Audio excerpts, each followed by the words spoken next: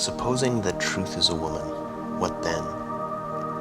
Is there not ground for suspecting that all philosophers, insofar as they have been dogmatist, have failed to understand women, that the terrible seriousness and clumsy inopportunity with which they have usually paid their addresses to truth have been unskilled and unseemly methods for winning a woman?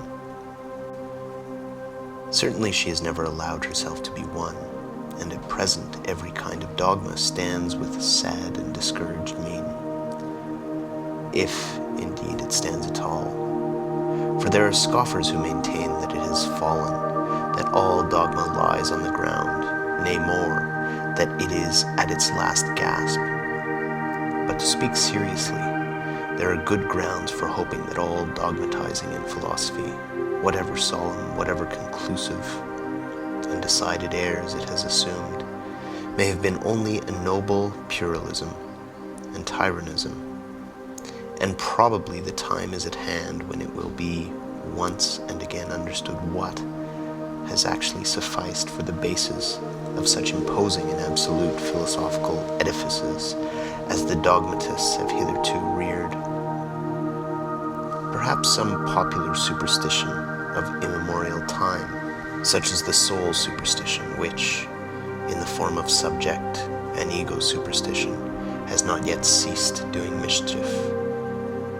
Perhaps some play upon words, a deception on the part of grammar, or an audacious generalization of very restricted, very personal, very human, all too human facts.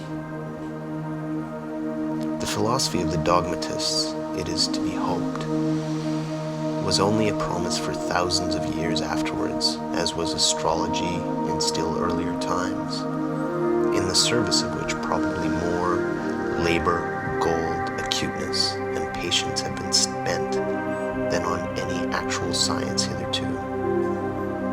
We owe to it, and to its superterrestrial pretensions in Asia and Egypt, the grand style of architecture.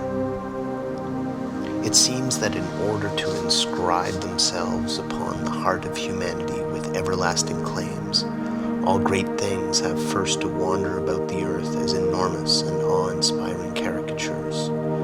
Dogmatic philosophy has been a caricature of this kind. For instance, the Vedanta doctrine in Asia and Platonism in Europe. Let us not be ungrateful to it, although it must certainly be confessed that the worst, the most tiresome, and the most dangerous of errors hitherto has been a dogmatist error, namely Plato's invention of pure spirit and the good in itself. But now, when it has been surmounted, when Europe, rid of this nightmare, can again draw breath freely and at least enjoy a healthier sleep, we, whose duty is wakefulness itself, are the heirs of all the strength which the struggle against this error has fostered. It amounted to the very inversion of truth and the denial of the perspective, the fundamental condition of life, to speak of spirit and the good as Plato spoke of them. Indeed, one might ask, as a physician, how did such a malady attack the finest product of antiquity, Plato? Had the wicked Socrates really corrupted him? Was Socrates, after all, a corrupter of youths, and deserved his hemlock?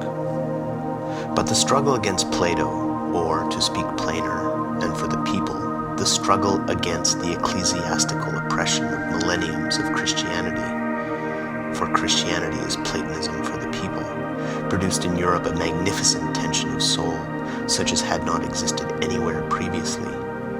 With such a tensely strained bow, one can now aim at the furthest goals. As a matter of fact, the European feels this tension as a state of distress, and twice attempts have been made in grand style to unbend the bow, once by means of Jesuitism, and the second time by means of democratic enlightenment, which, with the aid of liberty of the press and newspaper reading, might, in fact, bring it about that the spirit would not so easily find itself in distress.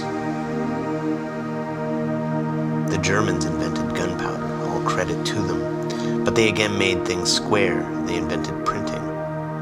But we, who are neither Jesuits, nor Democrats, nor even sufficiently Germans, we good Europeans, and free, very free spirits, we have it still, all the distress of spirit and all the tension of its bow, and perhaps also the arrow, the duty and